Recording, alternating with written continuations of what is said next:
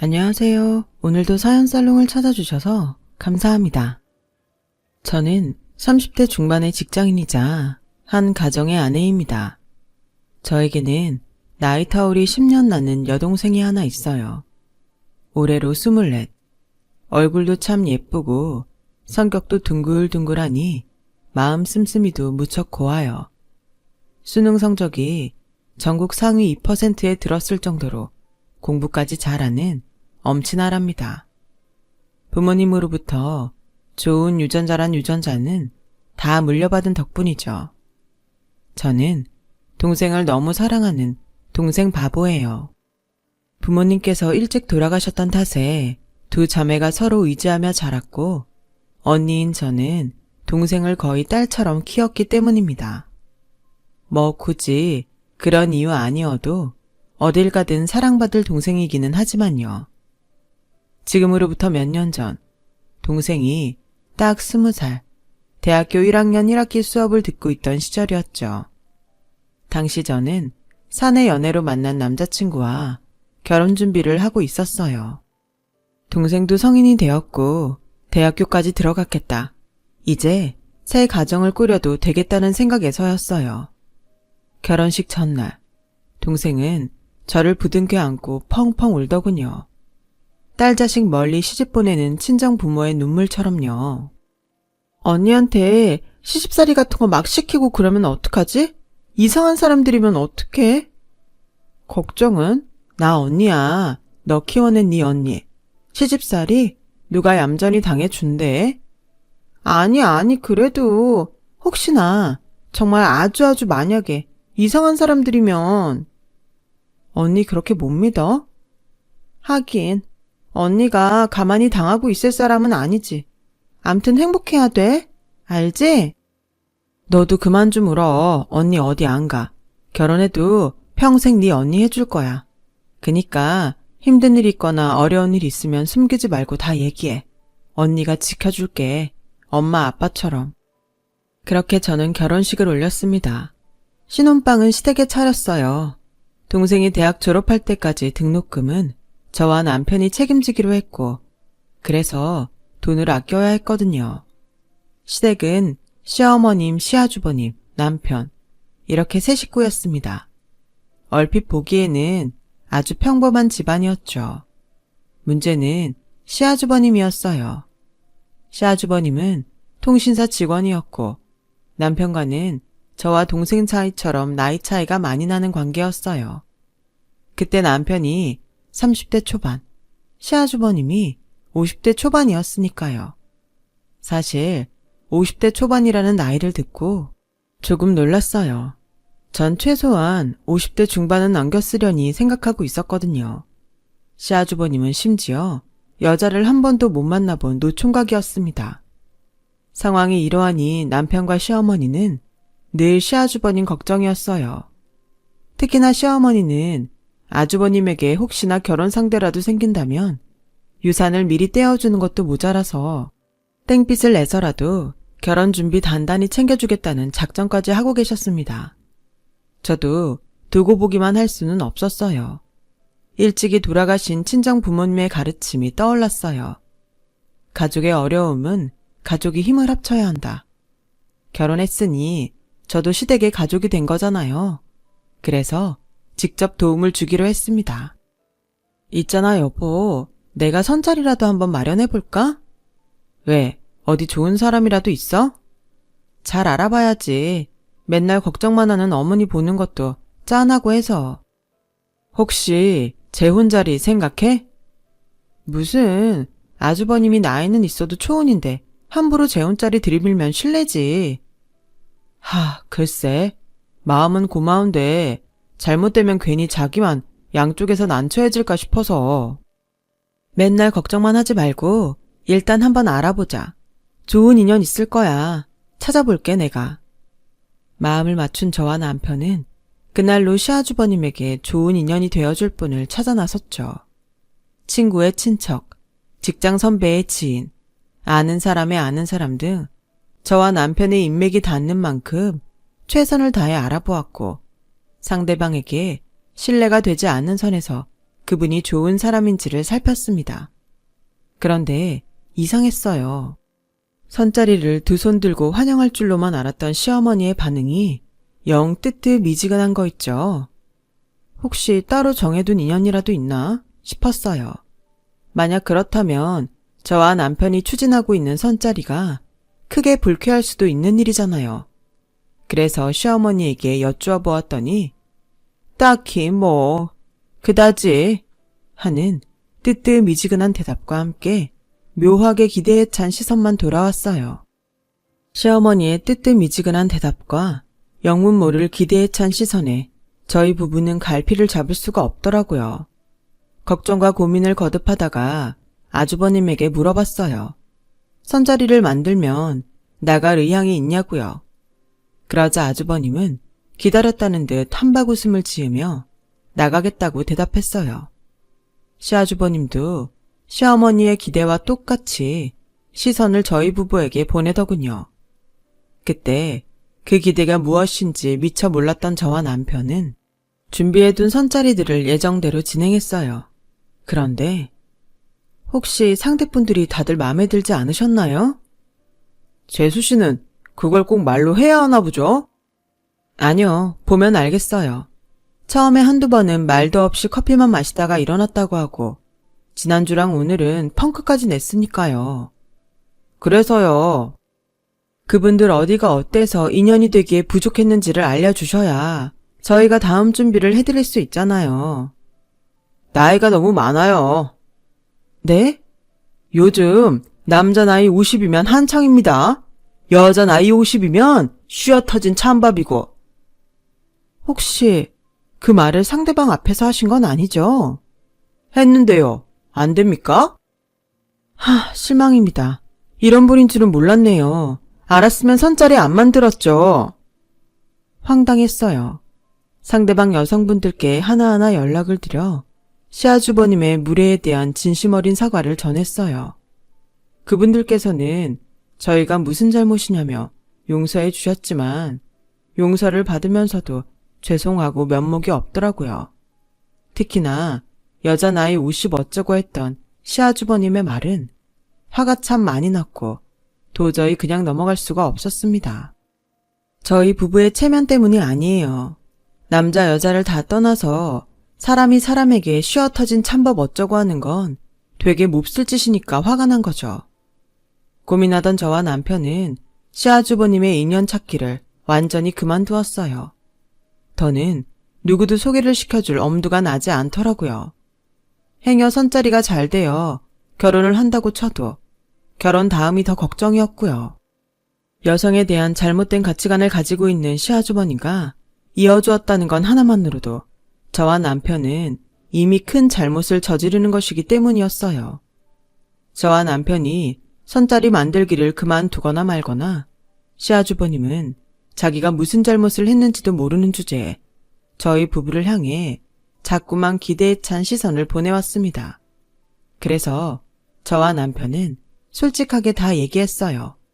지금 그 마음가짐으로는 더는 선자리를 찾아줄 수가 없다고요. 시아주버님은 기가 팍 죽어 방으로 들어가 버렸고 그러기가 무섭게 시어머니가 저에게 한 소리 하더군요. 얘, 넌 한솥밥 먹는다는 애가 그렇게 눈치가 없니? 눈치요? 무슨 눈치요? 시아주버님 되는 사람이 왜 퇴짜를 놨는지 진짜 바라는 게 무언지 그렇게 모르겠어? 진짜 바라는 거요? 젊은 여자 말씀하시는 건가요, 지금? 젊기만 하다고 다 되는 거야? 그럼 젊고 예쁘기까지 한 여자요? 그거 되게 많이 잘못 생각하시고 계시는 거예요. 어머님, 솔직히 시아주버님 동년배 중에서도 좋은 분 만나기 쉽지가 않은데 젊고 예쁜 여자라뇨. 욕심이죠. 그리고 여자 나이 50이면 쉬어 터진 찬밥이다. 그런 몹쓸 말이 세상에 어딨나요? 답답하기는 에이. 그렇게 다툼의 며칠이 흘러갔습니다. 시어머니가 자꾸만 눈치 없다는 핍박을 던졌지만 저는 굴하지 않았어요. 눈치가 없는 게 아니라 아주버님의 가치관이 잘못된 탓이라며 당당히 맞섰어요. 그런 가치관을 갖고 있는 사람에게는 함부로 인연을 소개해 줄 수가 없겠다고 딱 잘라버렸죠. 그러거나 말거나 시어머니의 핍박은 계속되었고 시아주버님도 수시로 뭔가 기대에 찬 눈빛을 계속 보내왔어요.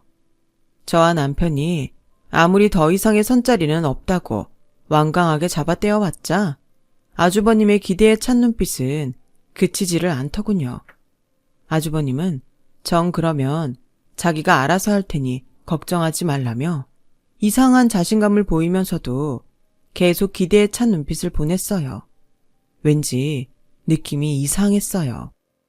그런 아주버님에게서 불길한 기운이 느껴졌습니다. 그러던 어느 날 아주 늦은 밤중에 동생이 저를 집 밖으로 불러내었어요. 좀처럼 그런 일이 없었던 아이였는데 무슨 일이 생겼구나 싶었어요. 걱정되는 마음에 급히 나가보니 동생이 저를 마주하자마자 펑펑 울어버리더라고요. 저는 일단 동생이 마음껏 울도록 울고 싶은 만큼 다 울 때까지 걱정을 꾹 누르며 기다렸죠. 한참을 울던 동생은 또 한참을 망설이다가 어렵게 이야기를 꺼냈어요. 나 오늘 어디 갔다 왔는 줄 알아? 선짜리. 술 마셨니? 취했어? 술은 입에도 안 되는 거 알면서. 그럼 진짜라고? 너 나이가 몇인데 소개팅도 아니고 선을. 있잖아 언니. 딱 보니까 원해서 나갔던 것도 아닌 것 같고. 누구니? 어떤 미친놈이 보냈어? 너네 교수? 넌 또 그걸 나가란다고 나가니? 그럼 나보고 어쩌라고. 언니네 시어머니가 자꾸 나가라고 좋은 사람이라고 들볶는데. 순간 제 머릿속에 불길한 무언가가 떠올랐습니다. 제발 아니기를 바랐어요. 설마 했죠. 선자리에 언니네 시아주버님이 나왔더라. 짜증나. 뒤통수를 얻어맞은 느낌이었어요. 아니, 세상이 무너져 내렸어요. 하지만 일단 그 자리에서는 정신을 붙들어야만 했죠. 제가 동생에게는 엄마 아빠 대신이니까요. 동생을 지켜줄 가족이라고는 이 세상에 딱 하나, 저밖에는 없었으니까요. 그래서 저는 동생부터 다독였어요. 그 어리고 여린 것이 얼마나 놀랐던지 온몸이 너무 차더라고요. 차라리 미쳐버리고 싶은 심정이었죠. 곧 남편이 도착했고 동생은 저희 부부에게 그간 모든 일들을 들려주었어요. 아니 글쎄 시어머니라는 인간이 저희 부부의 상견례 날부터 몰래 동생에게 연락을 했다더군요. 처음에는 평범한 안부 인사 정도였답니다. 동생도 부모를 일찍 여인 자신을 향한 어른의 호의라고 생각했대요. 그런데 시간이 지날수록 호의가 아니었던 거죠. 시어머니는 동생에게 남자 이야기를 자꾸만 물었더라고요. 사귀는 남자 있냐? 이상형은 어떻게 되냐? 하는 말들로부터 시작해서 급기야는 사랑에는 나이도 국경도 없는 거다. 혹시 남자 경험은 있냐? 따위의 사랑 같지도 않은 속내를 노골적으로 드러내었어요. 쉽게 말해서 내 큰아들이 널 좋아하니 만나볼 생각 없냐는 소리였죠. 그제야 모든 퍼즐이 맞춰주었어요. 시어머니와 시아주버님이 저와 남편에게 보냈던 기대의 시선, 늙은 쓰레기 주제에 감히 내 동생을 향해 품었던 흉악한 욕심, 이어지는 동생의 말이 저의 가슴을 더 아프게 했어요. 동생이 왜 그딴 말들을 들으면서도 참았냐면요. 제 걱정 때문이래요. 행여 동생 자신이 시어머니에게 밉보이기라도 하면 그걸 핑계로 저에게 못된 시집살이라도 겪게 하지는 않을까. 그것이 두려웠답니다. 두려워서 숨기고 참을 수밖에 없었답니다. 아무리 그래도 시아주머님과의 선자리는 동생 스스로도 역겨웠던 거죠. 그래서 저에게 도움을 청했던 거고요. 언니가 하는 말 잘 들어. 너랑 제일 친한 친구 있지? 우리 집에 맨날 와서 놀던 애들. 걔들은 왜? 당장 경찰에 신고하고 싶은데 지금 상황에서는 죄 따지기도 힘들 것 같고 또 너도 부담스러워할 것 같고 일단 걔들한테 다 얘기해. 네 잘못 하나도 없으니까 부끄러워하지 말고. 그리고 같이 여행 좀 가 있어. 형부가 보내줄 거야. 해외든 어디든. 다음은? 언니는 뭐 어쩌려고. 그러다 그 사람들이 언니한테 해코지라도 하면 어떡해. 결혼식 전날에 했던 얘기 벌써 까먹었니? 네 언니 계속 할 거야. 내가 지켜줄 거야. 언니도 되지만 엄마 아빠 대신이기도 하니까. 동생을 그 흉악한 인간들로부터 떼어놓는 것이 급선무였죠. 급한 대로 남편을 동생에게 붙여주었어요. 휴대폰 번호도 바꿔주고 동생을 친구들과 함께 여행을 보내놓은 다음에 쓰레기 모자 몰래 동생이 머물 거처까지 마련해놓고 돌아오라는 신신당부를 해가면서요. 그러고는 그 길로 저 혼자 시댁에 쳐들어갔습니다. 쓰레기 같은 모자도 사태를 대충 짐작하고 있던 모양이죠. 차갑게 굳은 저의 얼굴을 마주하기가 무섭게 도망치듯 방으로 들어가 버리려 했습니다. 저는 그런 그들에게 소리쳤죠. 이래서 젊고 예쁜 여자 찾았구나. 남의 집 갓 20살짜리 동생이 탐나서? 그래도 내가 시어머니인데 반말은 좀 심하구나? 이 상황에 무슨 말을 못할까? 더 개 같은 말도 듣고 왔는데. 개 같은 말일 것까지는 없지 않니? 까놓고 사돈처녀는 여자고 우리 큰아들은 남잔데 마음 맞으면 한 이불 덮고 살 수도 있고 그러는 거지. 왜? 법적으로다가도 겹사돈이라는 게 있다드만. 뭐? 겹사돈? 그건 지들끼리 사랑할 때나 얘기고. 기왕 이렇게 된 거 너도 받아들여라. 손주 계획은 대학 졸업할 때까지 미루라고 당부할 테니. 닥쳐 좀. 나이 50짜리 쉬어 터진 찬밥 찌끄레기를 어디다 들이대? 꼴에 썩은 냄새 풀풀 풍기는 주제도 모르고 감히 누구한테? 나도 결정하기 쉽지 않았다. 그런데 어쩌겠니? 이게 다 부모 마음인 것을. 누가 누구 마음대로 뭘 결정했다는 건지 모르겠고 이거 하나만 똑바로 알아도 그런 걸 사람들은 보통 정신 이상이라고 그래. 부모가 아니라 미친 사람이라 그런다고. 말을 마친 저는 시아주버님, 아니 나이 50살 처먹고 쓰레기로 늙은 장병구 씨에게 딱 한마디 했어요. 야, 장병구, 길게 말할 가치도 없다 넌. 더러운 새끼. 저는 그 길로 짐을 챙겨 시댁에서 나왔습니다. 다시는 그 쓰레기 모자와 상종도 하지 않을 작정이었죠. 남편도 저의 편이었습니다. 제가 한바탕 쑤시고 떠난 뒤에 시댁을 찾아가 남편이 또 한 번 뒤집어 놓았고 의자를 확정 지었죠.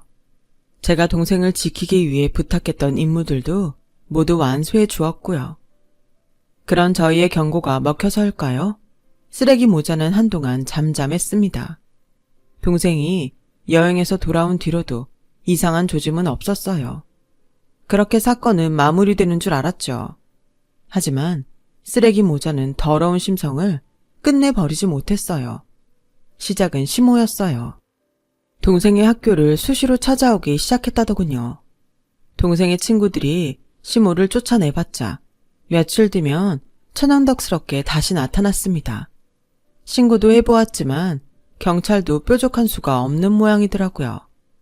시모가 동생에게 직접 해코지를 한 적이 없다는 이유에서였습니다. 이해해요. 쓰레기 모자의 흉악한 행동들에 대한 이야기를 처음 듣던 날, 저 또한 경찰들도 처벌까지 이끌고 가기는 힘들 것이라고 예상했으니까요. 그래도 동생을 지켜줄 친구들이 많아서 참 다행이었어요. 물론 다행이라고 해서 당하고만 있을 생각은 아니었죠. 저와 남편은 때를 기다렸습니다.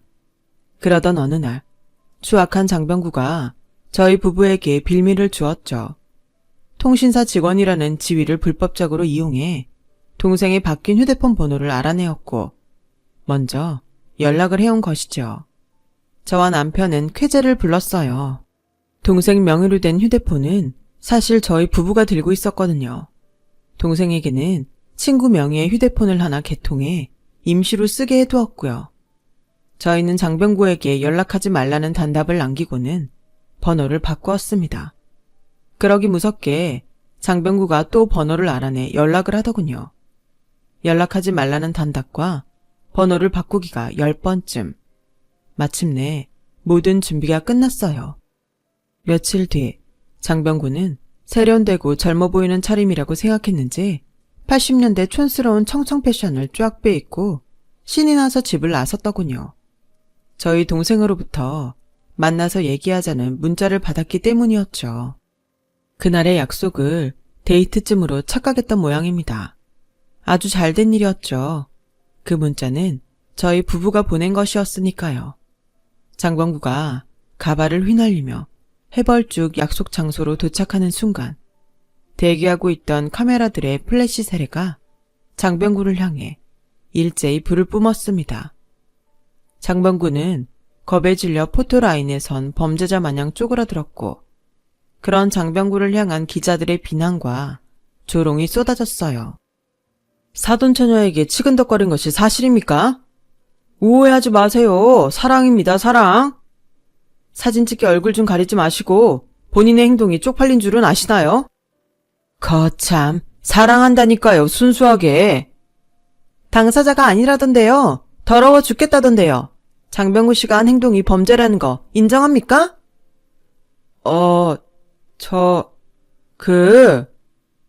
쪼그라들다 못해 체면이고 나발이고 울먹이기 시작하는 꼴이 꼴사납더군요.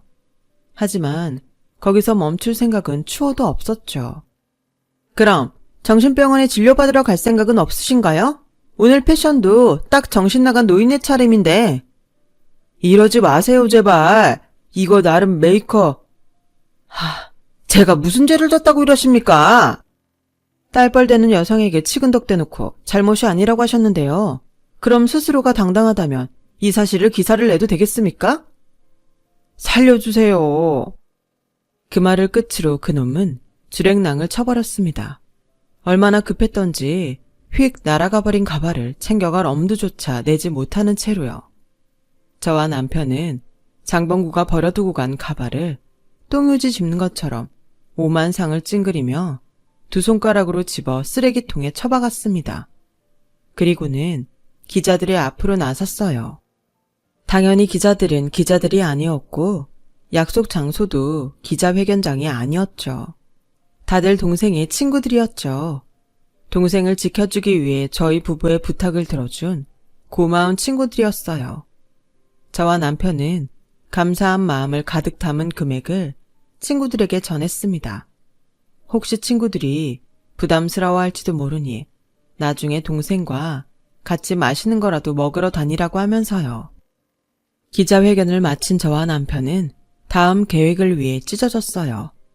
저는 친구들이 찍어둔 사진 파일들을 인화했고 그 길로 시댁에 쳐들어갔습니다. 그놈은 제가 도착할 때까지도 자기 엄마의 품에 안겨 흐느끼고 있더라고요. 그렇다고 뭐 동정 따위 베풀어줄 이유는 없죠. 쓰레기 모자와 마주하기 무섭게 그들의 낯짝에 사진들을 던졌어요. 귀싸대기 때리듯이 아주 찰지게요. 사진을 본 쓰레기 모자는 아연실색이 되더라고요. 그 사진은 추잡스러운 장병구들로 가득했습니다. 촌스러운 청청 패션으로 약속 장소에 해벌쭉 들어와서 가짜 기자들로부터 각종 비난과 조롱을 당하며 범죄자처럼 쪼그라들었던 모습 그대로요. 마침내는 꼴사납게 주랭랑 치면서 가발까지 휙 벗겨지는 장병구까지 모두 그 사진들에 아연 실색한 쓰레기 모자의 낯짝이 얼마나 우스꽝스럽던지 혹시 오줌은 안 지렸나? 궁금하더라고요. 이럴 줄 알았으면 요실금 기적이라도 가지고 올 걸 그랬다 싶었습니다. 축하해. 당신들 오늘부로 대한민국 공식 쓰레기 되게 생겼어. 그럼 여긴 집이 아니라 쓰레기통이 되는 거네. 이것이 보자보자니까 시애미 앞에서 버릇없이? 큰소리칠 상황이 아닐 텐데 지금. 하긴 눈치가 있으면 지들이 사람 새끼 아니라는 거 진작에 알아먹고 치근덕거릴 일도 애초에 없었겠지. 그깟 겹사돈 하나가 뭐 그렇게 대단한 일이라고 이렇게까지 사람을 비참하게 만들어. 비참? 착각하지 마. 아직 시작도 안 했어. 기사 나가면 그때부터 시작이지. 순간 쓰레기 모자가 무언가를 깨달은 모양인지 바닥에 널브러진 사진들을 급히 주워 찍기 시작했습니다. 가소롭더군요. 나이 50 처먹고 다 쉬어 터진 찬밥꼬라지라 무식해서 모르는 모양인데 사진은 수천 번이고 다시 뽑으면 그만이야.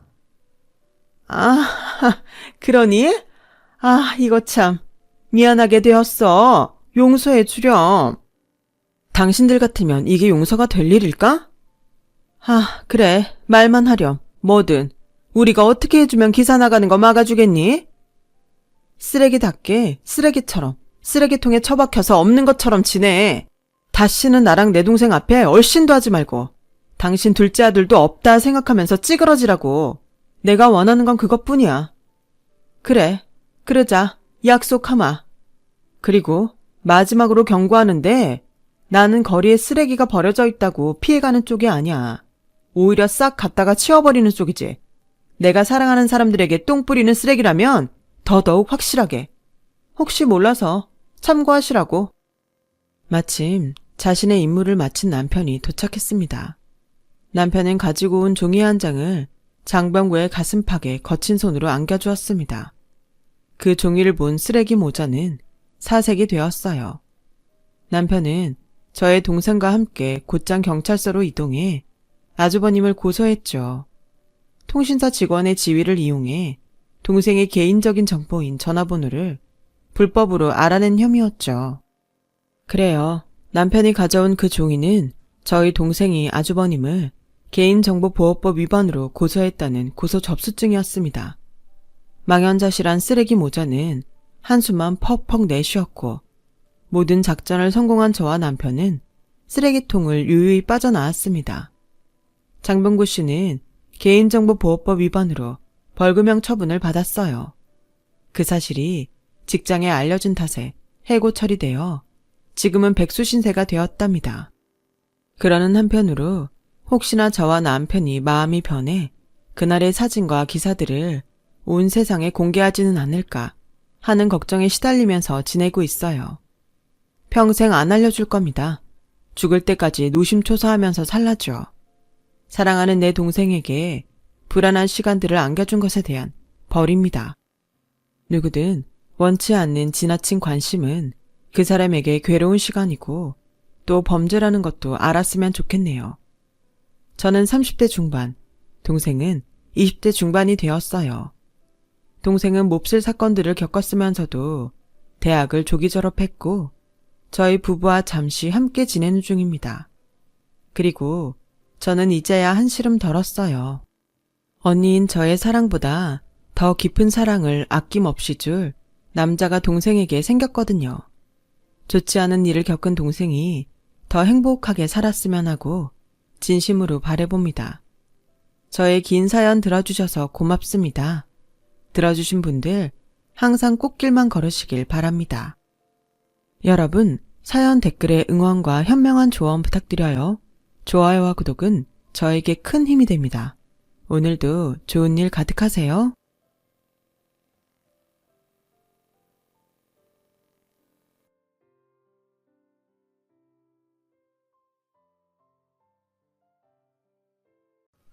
안녕하세요. 오늘도 사연 살롱을 찾아주셔서 감사합니다. 결혼한 지 1년이 채 안 되는 20대 여성이에요. 저는 한국에서 대학을 졸업하고 외국 대학에서 석사과정을 밟으며 함께 유학을 떠났던 남친과 결혼을 했어요. 현재는 임신 5개월 차 예비맘이고요. 저는 꽤 부유한 집안에서 태어났어요. 친할아버지께서 창업하신 기업이 아주 커서 몇 개의 자회사를 거느리고 있었는데 저희 아빠가 그중 한 회사를 맡고 계셨거든요. 저희 엄마는 아빠가 운영하시던 회사 직원이었는데 그곳에서 아빠를 만났고 결혼까지 하게 되셨대요. 엄마는 결혼 후 절 임신하시고서야 회사 일을 그만두셨고 그 후로는 전업주부로 사셨어요. 남들은 저희 엄마가 부잣집 사장 와이프니 대접받으며 살았겠다 했겠지만 전혀 그렇지 않았어요. 오히려 그 반대였죠. 그건 바로 저희 아빠 때문이었어요. 정확히 말하자면 아빠와 아빠의 상간녀 때문이었죠.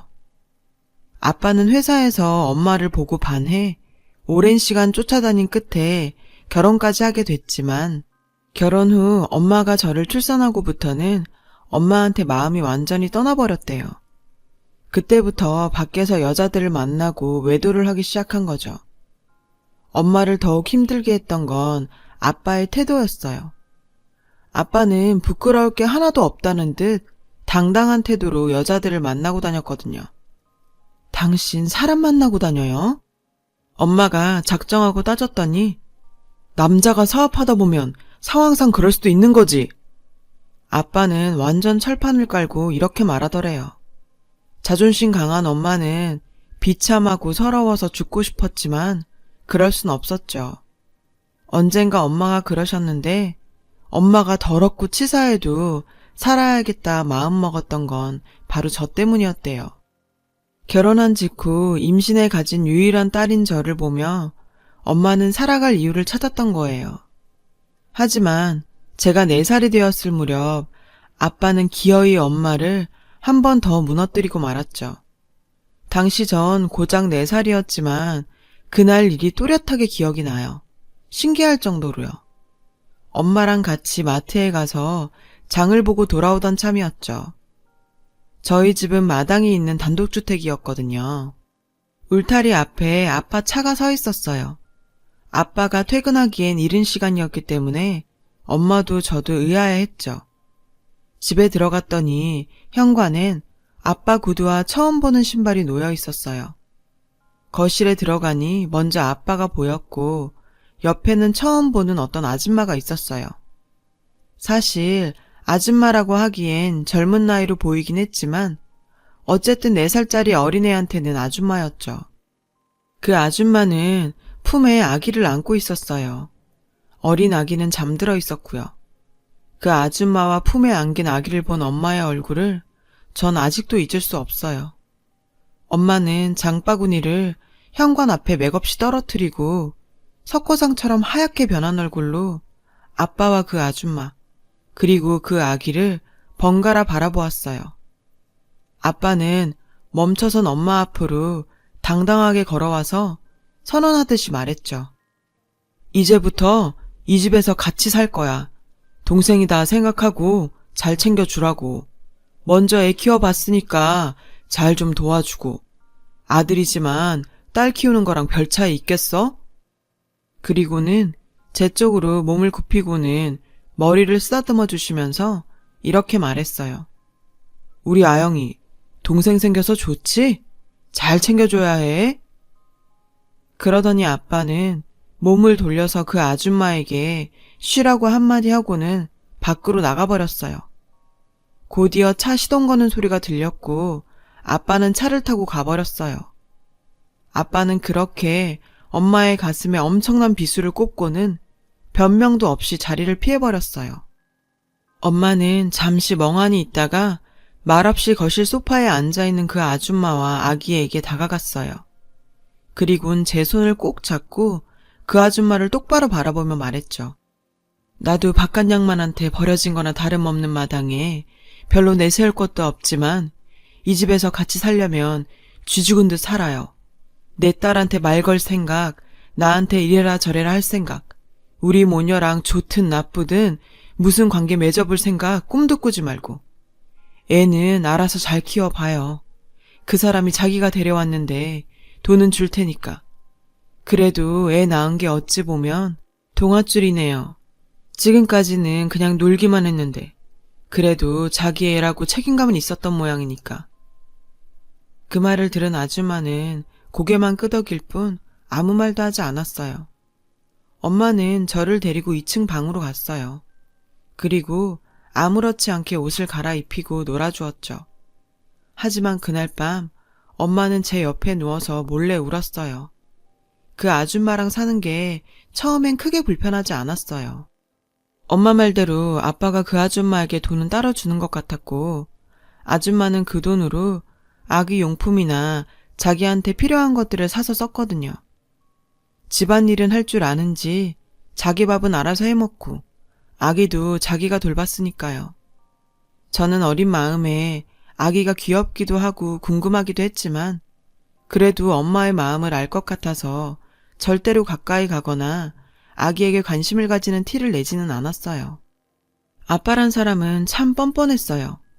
그래도 자식들은 사랑해서 쉬는 날이면 저랑도 놀아주시고 아기 안부도 물으시며 골고루 관심을 주셨죠. 물론 아줌마와 아기의 존재는 철저히 비밀로 붙여졌어요. 특히나 할아버지와 할머니에게는요. 여전히 일선에서 활발히 활동하셨던 할아버지는 자주 뵙지는 못했지만 인상부터 정말 냉철한 분이셨어요. 그래서 아빠는 자신의 문란한 행동들과 그에 따른 결과를 철저히 비밀에 붙였죠. 그래도 아줌마는 돈 충분히 받고 넓은 집에 살면서 버림받지 않은 것만으로도 만족해하는 것 같았어요.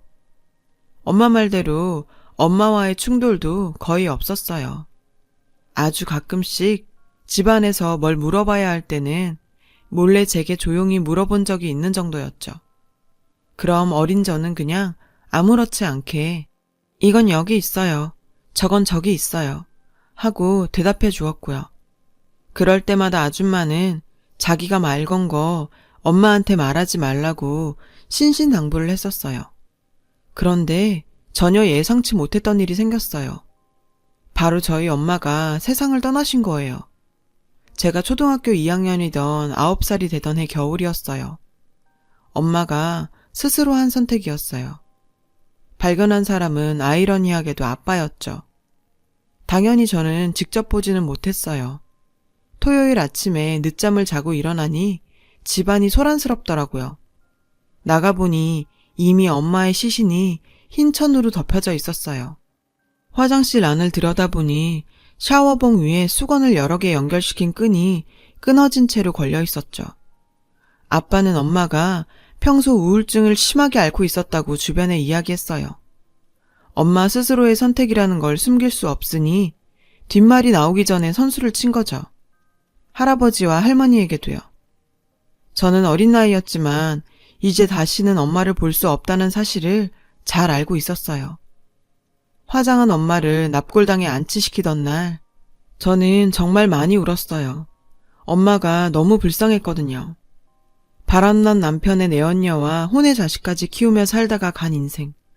심지어 엄마는 친정 식구들도 거의 없다시피 했어요. 몇몇 친척들이 다였죠. 엄마는 외동이었고 부모님은 일찍 돌아가셨으니까요. 그리고 엄마가 떠나고 장례식이 끝나는 날 저에게는 새로운 인생이 시작되었어요. 결코 좋은 의미의 새 인생은 아니었어요. 엄마가 죽자 같이 살던 아줌마는 돌변했어요. 곧바로 집안의 안주인 행세를 하면서 집안일 도와주시는 아줌마에게도 태도를 싹 바꿔버렸어요. 너 그동안 네 엄마 믿고 나대더니 천벌 받은 거야. 너 내가 만만했지? 내가 뭘 어쨌다고 이런 소리를 하면서 저를 구박하고 때리기까지 했어요. 4살 어린 배다른 남동생이 울기라도 하면 다른 방에서 조용하게 책 보는 절 찾아왔죠. 꼬집고 때리며 어디 동생을 울리냐고 욕까지 해댔어요. 그리고는 아빠가 보는 곳에선 천사 같은 미소를 지으며 저를 챙겼죠. 아빠는 당연히 속아 넘어갔고요. 그렇다고 아빠에게 말할 생각은 없었어요. 이미 아빠가 어떤 사람인지 너무 잘 알고 있었거든요. 그리고 엄마가 죽은 이유도 아빠 잘못이 크다는 걸 잘 알고 있었으니까요. 그래서 입을 다물었어요. 저는 아줌마에게 수없이 꼬집히고 욕먹으며 하루하루를 버텼어요. 아줌마는 돈 아낀다고 도우미 아주머니를 해고까지 했어요. 집안을 자기가 아예 쥐겠다는 생각이었겠죠. 물론 빨래, 청소, 설거지 등 집안일은 당연히 제 몫이었고 음식은 사다가 먹더라고요. 중학생이 되어서도 상황은 나아지지 않았고 오히려 남동생이 학교에 입학하는 바람에 동생 안 챙긴다고 더 구박받았어요. 심지어 남동생 숙제를 대신해 놓으라고 시키고 아줌마는 동생을 데리고 외식을 나가고 그랬죠. 아빠한테는 아영이는 배 아프대요. 이렇게 말하고요. 아빠는 아줌마와 정식으로 혼인신고를 하지 않았어요. 아줌마가 가끔 은근히 혼인신고를 바라는 듯한 말을 하는 걸 들은 적이 있는데 아빠는 아무래도 할아버지 눈치가 보였던 것 같아요. 그 일로 아줌마가 토라지면 나중에 아버지 돌아가시면 이라고 말씀하시는 걸 들었거든요. 전 중학생 나이가 되고 나니 아빠가 얼마나 쓰레기인지 아줌마가 얼마나 가증스러운 대상인지 깨닫기 시작했고 그래서 반항도 했어요. 아줌마에게 대들기도 했죠. 좀 미안하긴 하지만 남동생에게도 차갑게 대했어요. 절 보고 아무렇지 않게 누나 하는 게 짜증났거든요. 그럼 아줌마는 아빠 앞에서 눈물을 짜내며 자기가 나가겠다 어쩌고 저쩌고 연기를 해댔죠. 그럴 때마다 아빠는 제 용돈을 줄이겠다고 협박을 했고 저는 그런 아빠를 무시해버렸지만 그렇다고 신경을 안 쓸 수는 없었어요. 아빠가 미웠지만 두려움의 대상이기도 했으니까요. 남아있는 외가 식구들도 없고 친할아버지와 친할머니께는 말씀드릴 수 없었어요. 제가 말씀드려봤자 아빠가 둘러대면 더 곤란해지는 건 저였으니까요. 게다가 친가 쪽과는 교류가 드물어서 무섭기도 하고 어색했거든요. 거의 명절에 얼굴만 뵙는 수준이었으니까요. 당시 저는 반항도 하고 수능도 하면서 나름 요령 있게 생활을 하고 있었어요. 아줌마도 제가 나이를 먹어가니 어릴 때처럼 절 만만히 대하지는 않았고요. 대신 뒤에서 엄청 수군거리고 다니긴 했죠. 특히나 제가 엄마 생일과 기일에 생일상과 제사상을 차릴 때는 더더욱 일부러 케이크를 엎어버려서 다시 사오게 만든다거나 제사 음식에 고춧가루를 실수인 척 엎어버린다거나 가지가지였죠. 남동생은 저와 아줌마의 신경전 사이에서 눈치를 보고 자랐어요. 그렇다고 해도 저보다는 훨씬 편하게 자랐죠. 비록 혼외자라고는 해도 걔는 자기 엄마가 살아있으니 자기 편도 들어주고 대놓고 아빠인 걸 드러내고 살 수는 없지만 받을 건 다 받아먹고 살았으니까요. 그 아줌마는 자기 아들은 고결하게 키우겠다고 작정했는지 애를 아주 순수 덩어리로 키웠어요. 그러니까 저를 보고도 웃으며 누나라고 불렀겠죠. 중학교 3학년 때부터 전 할 수 있는 아르바이트를 찾아서 했고 고등학생이 돼서도 공부하면서 일을 했어요. 빨리 돈 벌어서 독립할 시기 앞당기고 대학 학비도 내가 해결해야지 싶어서요. 아르바이트를 하고 오면 아줌마는 쥐꼬리만큼 벌어서 뭐 했으니? 그냥 네 아빠한테 납작 엎드려서 좀 얻어내봐 하고 빈정거리곤 했죠.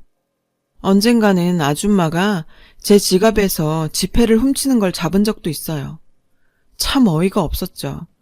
이런 상황에서도 전 열심히 공부하고 열심히 일했어요. 아무도 알아주지 않았지만요. 성적은 상위권이었어요.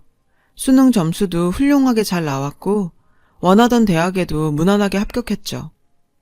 아빠한테 합격 소식을 전하니 웬일로 좋아하시면서 칭찬해 주시더라고요. 심지어 축하 선물이라고 새 옷과 가방도 사다 주시고요. 그리고 등록금은 걱정 말라고 하셨죠. 아빠 돈 받는 건 죽기보다 싫었지만 아직은 재력이 모자라니 일단 아빠 계좌에서 등록금을 이체시켰고 아줌마는 그걸 가지고 아빠에게 또 뭐라고 했어요. 성인이 됐으면 지가 벌어서 학비를 내야지 그걸 대주냐고. 그럴 거면 우리 귀한 아들내미 학원이나 하나 더 보내달라고요. 하지만 아빠는 결정을 바꾸진 않았어요. 아줌마도 더 이상 뭐라고 하진 않았어요. 그래도 한동안 저랑 마주치면 죽어라 노려보고 뭐라 중얼대며 빈정거렸죠. 대학교 생활은 그래도 좋았어요. 새 친구들도 사귀고 동아리도 들고 MT도 가고 생활에 활기가 조금 도는 것 같긴 했어요. 물론 밤에 아르바이트를 해야 해서 힘들긴 했지만요. 늦게 들어가면 아줌마는 너 왜 이렇게 늦니? 혹시 몸 파는 일이라도 하니? 하고 빈정거렸죠. 그럼 전 아줌마한테 설마요. 왜요? 내가 아줌마처럼 몸 팔다가 우리 아빠 같은 돈 많은 사람 잡으려고 하는 것 같아요? 하고 받아쳤고 아줌마는 그럼 화나서 부들부들 떨었어요. 전 아줌마의 그런 모습을 보면 조금이라도 속이 풀렸죠. 저는 대학에 다니면서 남자친구도 사귀게 됐어요.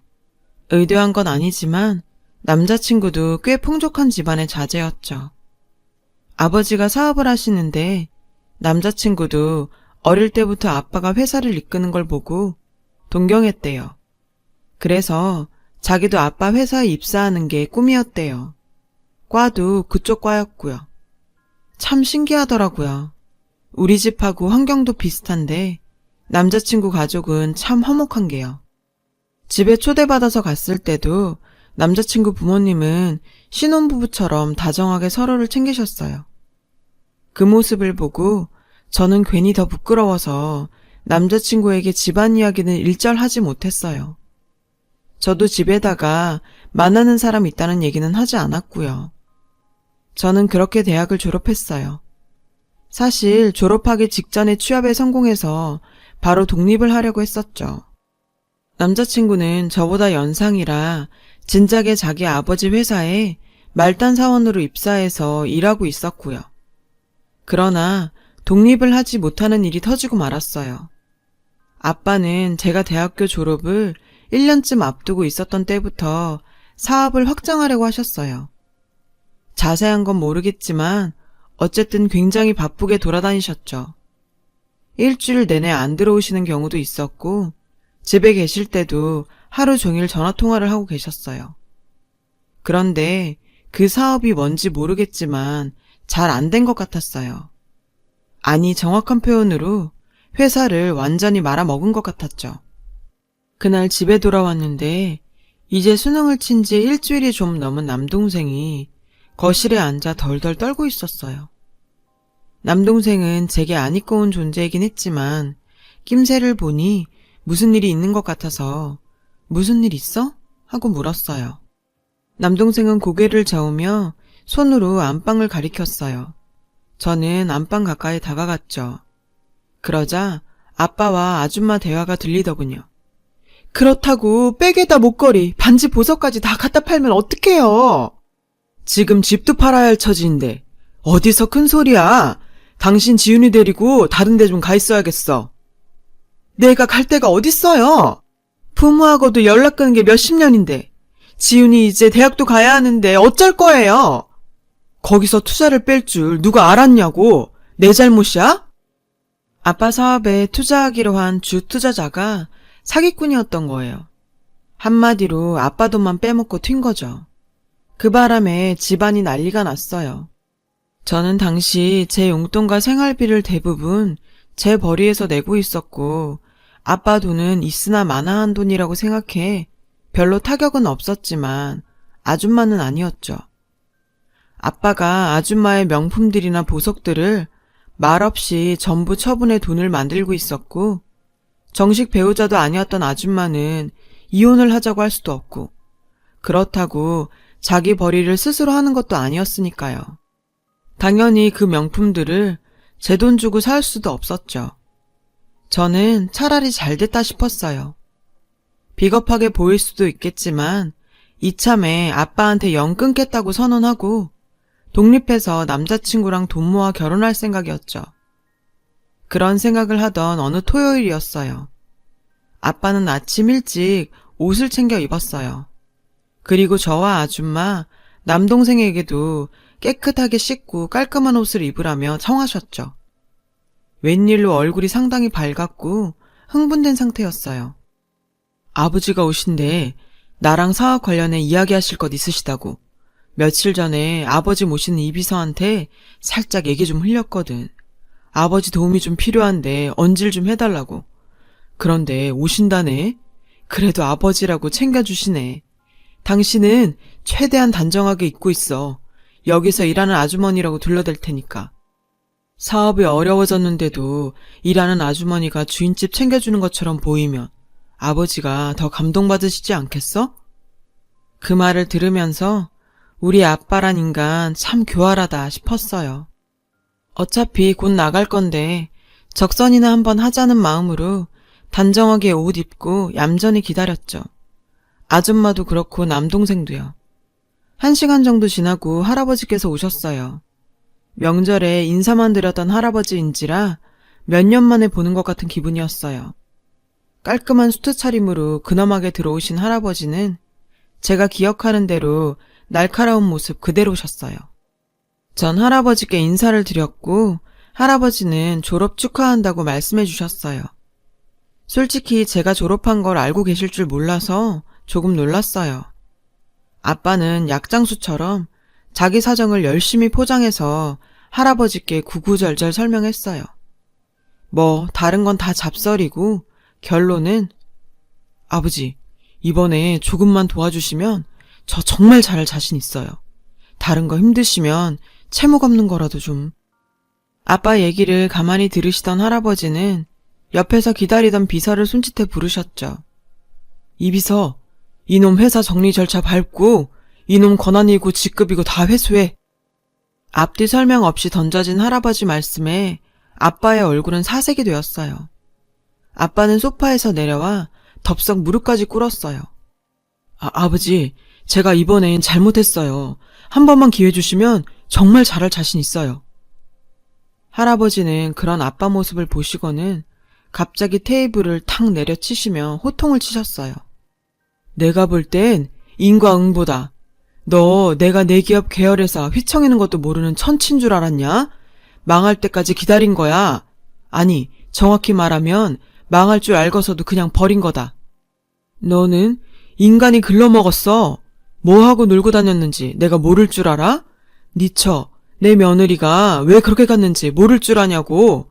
네가 10년 넘게 저 여자랑 네 혼외 자식 새끼 숨긴 것도 모를 줄 알아? 할아버지 말씀에 저도 깜짝 놀랐어요. 다 알고 계실 줄은 몰랐거든요. 아줌마의 얼굴도 하얗게 질리고 할아버지를 처음 뵙자마자 이런 모습을 본 남동생은 겁먹고 입술을 꽉 깨물고 있었죠. 아영아, 일어나라. 하랩이랑 가자. 그동안 고생 많았다. 할아버지는 직접 제 손을 잡고 일어나셨어요. 저는 얼떨결에 끌려나갔고 할아버지는 이비서, 아영이 짐 좀 다 정리해서 우리 집으로 보내. 라고 말씀하시곤 절 데리고 나가 차에 태우셨죠. 차에 타서 어리벙벙한 저에게 할아버지가 말씀하셨어요. 그때 저는 처음으로 할아버지 목소리가 따뜻하다고 생각했어요. 저놈이 무슨 짓을 했는지 진작에 다 알고 있었다. 그래도 내가 너 어릴 때부터 도와주지 않은 이유는 네가 나한테 의지하다 보면 스스로 서림을 잃게 될 것 같아서였다. 이젠 대학도 졸업했고 얼마 전엔 취직도 했다지. 이제 내가 갚아줘야 할 것 같구나. 고생시켜서 미안하다 우리 손녀. 눈물이 왈칵 쏟아졌어요. 엄마가 갑자기 보고 싶어졌죠. 할아버지는 제 어깨를 토닥여 주시고 앞으로 당분간은 할아버지랑 할머니랑 같이 살자. 듣자 하니 독립을 준비 중이라고 하던데 취직한 지 얼마 안 되었으니까 그동안 할매 할비랑 못했던 얘기도 나누면서 당분간 살자. 할비가 곧 독립시켜주마. 그날 할아버지 집에 가니 할머니도 울면서 저를 안아주셨어요. 이 양반이 절대로 연락하지 말라더라 하시면서 할아버지께 원망의 시선도 보내셨죠. 저는 그렇게 수년 만에 가족의 따뜻함을 느끼며 할머니와 늦게까지 수다를 떨었어요. 다음 날부터 아빠는 아줌마까지 대동하고 와서 빌었어요. 할아버지 집 마당에 무릎을 꿇고요. 아줌마는 우리 아들 올해 대학 가요 아버님. 손주 대학은 보내야 하잖아요. 하고 빌었지만 할아버지는 내가 왜 그쪽 아들을 도와야 합니까? 우리가 뭐라도 됩니까? 한마디 던지시곤 내치셨어요. 저는 그 이후로 아빠와 일절 연락하지 않았어요. 할아버지 명령이셨죠. 전 제가 해야 하는 일만 열심히 했어요. 회사 열심히 다니는 거요. 그러다가 할아버지께서 유학을 권하셨고 외국 대학에 석사과정을 지원해서 유학길을 떠났어요. 남자친구도 같이 갔고 저희는 석사과정을 수료하고 결혼을 했어요. 결혼식장에도 역시 아빠는 없었어요. 제 과거를 들은 남편과 시부모님은 저를 정말 많이 위로해 주시고 안아주셨죠. 지금 저는 정말 행복하게 살고 있어요. 비록 저는 힘들었던 과거를 겪고 지나왔지만 지금은 이전과는 전혀 다른 생활 속에서 행복을 만끽하며 살고 있어요. 참는 자에게 복이 온다는 말처럼요. 몇 개월 뒤 출산을 합니다. 아이를 낳으면 절대 저같이 힘든 어린 시절은 보내게 하지 않을 거예요. 그러기 위해서 저도 남편도 절대로 한눈 팔지 않고 지금의 행복을 잃지 않도록 노력하겠습니다. 지금까지 제 얘기를 들어주셔서 감사드려요. 여러분 가정에도 행복이 가득하시길 바래요. 여러분, 사연 댓글에 응원과 현명한 조언 부탁드려요. 좋아요와 구독은 저에게 큰 힘이 됩니다. 오늘도 좋은 일 가득하세요.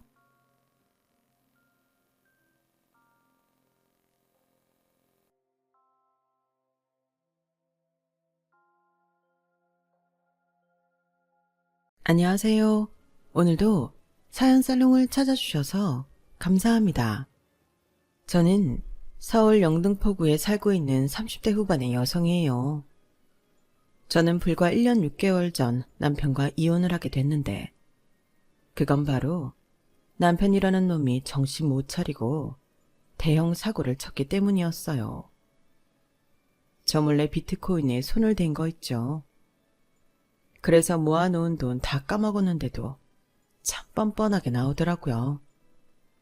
남편한테 질릴 대로 질려서 이혼을 했는데, 그 후에 또 어떤 일이 있었냐 하면요. 바로 남편의 누나, 그러니까 손희 씨 누이가 저한테 계속 돈을 요구한 거였어요. 지금부터 이 인간들의 만행에 대해 이야기해 볼게요. 저와 남편은 직장에서 만나 결혼을 하게 되었어요. 부서는 달랐지만 저희 식품개발부에 종종 회의를 하러 오던 기획팀 직원이라 알게 됐죠. 결혼할 때의 남편은 그냥 평범하고 어디서나 볼 수 있는 남자였어요. 적당히 술도 마시고 친구들과 어울리고 그런 사람이요. 회사 어디서나 볼 수 있는 직장인 그 자체였고요. 딸아이가 태어나고도 평범하게 좋은 아빠였는데요. 바로 우리 애가 6살 됐을 때, 그러니까 결혼하고 8년이 되어서야 이 사람의 본 모습을 알 수 있었네요. 남편은 저 몰래 대출이라는 대출은 다 받고 친구들한테까지 돈을 빌려서 비트코인을 한답시고 돈을 넣었다가 한 푼도 못 건졌어요. 저야 모르고 있었죠. 그런데 남편이 약간 불안해 보이고 사람이 정 같지 않게 집중을 잘 못하는 게 이상해서 아무리 물어봐도 괜찮다고만 하더라고요. 그런데 남편 후배가 저를 찾아와서 다 이야기하는 바람에 알게 됐어요. 저는 아이가 3살 때 회사를 그만두고 1년 정도 쉬다가 브런치 카페를 하고 있었어요. 남편 후배는 예고도 없이 카페로 저를 찾아왔어요. 형수님, 안녕하세요. 잘 지내셨죠? 카페 잘 되네요. 손님이 많아요. 어머, 진수 씨가 웬일이에요? 연락하고 왔으면 뭐라도 준비해 놓았을 텐데. 아니에요, 괜찮아요. 그보다 오늘 말씀드릴 게 있는데. 형수님, 재호 형이 여기저기 돈 빌린 거 모르시죠? 그이가 돈을 빌렸다고요? 저는 모르는데요. 혹시 진수 씨도 돈 빌려줬어요? 이럴 줄 알았어. 형수님, 재호 형이 주변에서 돈 빌려서 비트코인 하는 거 모르셨죠? 제가 알기로는 대출도 받은 것 같은데 형이 돈을 안 갚거든요. 저도 뭐 기다릴 수 있는 데까지 기다린 거라서요. 형이 전화도 안 받고 자주 피해서 어쩔 수 없이 형수님을 찾아왔어요. 그리고 형 이대로 두면 안 될 것 같아서요. 머리를 한 방 크게 얻어맞은 것 같더군요. 보니까 남편은 언젠가부터 크게 한 방 터트리는 거에 꽂혀서 누가 봐도 사기 같은 데에다가 자꾸 돈을 넣고 잃고 또다시 그 짓을 반복하고 있는 거였어요. 일단 제가 갖고 있는 돈에서 남편 후배한테 줄 수 있는 돈을 줬고 알려줘서 고맙다는 인사까지 했어요. 한편으로는 너무 충격을 받아 하루 종일 손이 덜덜 떨리고 가슴이 꽉 막힌 것 같더라고요. 저는 시댁에 큰 시누이 한 명만 있었어요. 시누가 잔소리 좀 하고 그런 건 있었지만 주변에서 겪는 시댁하고의 갈등 같은 건 없었기 때문에 나는 참 평탄한 인생을 사는구나 하며 감사하고 있었는데 갑자기 날벼락이 떨어진 거였어요. 집에 가서 남편 서재에 들어가 잠겨있는 서랍을 억지로 따봤더니 그 안에 대출 서류들이 줄줄이 있는데 그중에 제 이름으로 대출을 받은 게 3개나 있었어요. 금액도 만만치 않았고요. 저는 그날 밤늦게 집에 온 남편과 한바탕 싸웠어요. 아니, 어떻게 나 모르게 그 많은 대출을 받은 거야? 내 이름으로까지 대출을 받았고 지난달에 못 갚았더라? 이제 그럼 이거 다 나한테 독촉이 올 거 아니야. 어떻게 이럴 수가 있어? 내가 그래도 이 집만큼은 손 안 댔어. 나도 지킬 거는 지키려고 노력했다고. 진짜 앞으로 잘 될 거니까 그냥 좀 넘어가라. 그걸 말이라고 해? 그런 거면 왜 나한테 말은 안 했는데? 이거 하나도 안 갚고 나 신용불량자 만들려고 작정한 거야? 뭐야? 안 그래도 말하려고 했어. 네 이름으로 받은 대출이라도 네가 좀 갚으라고. 내가 진짜 한 방에 다 해결한다니까. 우리 이렇게 사는 거 지긋지긋하지 않냐? 인생 한번 멋지게 살아보고 싶지 않아? 지금만 넘기면 우리 그렇게 될 수 있어. 그러니까 선영이 네가 좀 갚아라. 응? 와, 이 인간 제대로 미쳤네. 안 돼. 그렇게는 못해. 안 그래도 너 그동안 정신 빼놓고 다니는 것 같아서 몇 번이나 물어봤잖아. 무슨 일 있냐고. 너 그때마다 아무 일 없다고 했어. 그러면서 새벽에 들어오고 술 퍼먹고 그러다가 나한테 걸리니까 나더러 갚으라고? 너 나 신용불량자 만들 뻔했어. 어떻게 미안하다는 말 한마디를 안 해? 저는 그날 너무 큰 배신감을 느꼈고 그때부터 남편과 몇 날 며칠을 싸웠지만 결론이 나지 않았어요. 그 와중에 남편은 또 자기 월급을 다 털어서 이상한 비트코인에 돈을 다 때려 넣더라고요. 그걸 보고 가망이 없다고 생각한 저는 이혼을 결심했고 그제야 남편은 저한테 싹싹 빌며 잘못했다고 하더라고요. 미안해 선영아. 나 이번에는 정말 잘 될 줄 알았거든. 한 번만 봐주라. 나 이대로면 어디 가서 잠잘 데도 없어. 나 우리 지 아빠잖아. 응? 정말 한 번만이다. 다시 이런 일 있으면 나 가만 안 있어. 그렇게 단단히 약속을 받고 넘어갔지만 저희 사이가 예전 같을 수는 없었어요. 저는 남편하고 가까이 있기도 싫더라고요. 그래서 각방을 쓰고 생활했는데 얼마 안 가 남편이 카페에서 돈을 훔쳐다가 또 코인에 넣었다는 걸 알게 됐네요. 게다가 이제는 끝까지 손 안 대던 집에까지 손을 대려고 했고요. 남편이 집담보로 대출 받으려다가 저한테 딱 걸렸거든요. 그 일로 저는 이제 진짜 안 되겠다 싶어 이혼 서류를 접수했고 남편을 집에서 그냥 내쫓아버렸어요. 이 인간이 갈수록 같이 망하자는 일만 벌이는데 한시도 같이 있고 싶지 않았어요. 남편은 설마 제가 지를 내치랴 싶었나 봐요. 그래서인지 쫓겨나기 전날에는 아예 저한테 돈을 2천만 원만 달라고 하는 거 아니겠어요? 이제는 진짜 막 나가자는 거였죠. 선영아, 그러지 말고 진짜 2천이면 된다. 이거는 되는 거래 무조건. 넣어놓고 일주일이면 떡상한다니까. 그동안 내가 까먹은 거에 몇 배는 불려놓을 거야. 그때 가서 나한테 미안했다고 하지 마. 나 지금 너 실수할 거 막아주는 거야. 정말 끝까지 적반하장도 이런 적반하장이 없더라고요. 사람이 사고방식이 너무 이상해지기도 했고요. 그렇게 저는 이혼 서류를 접수했고 법원도 당연히 제 편이 되어주었어요.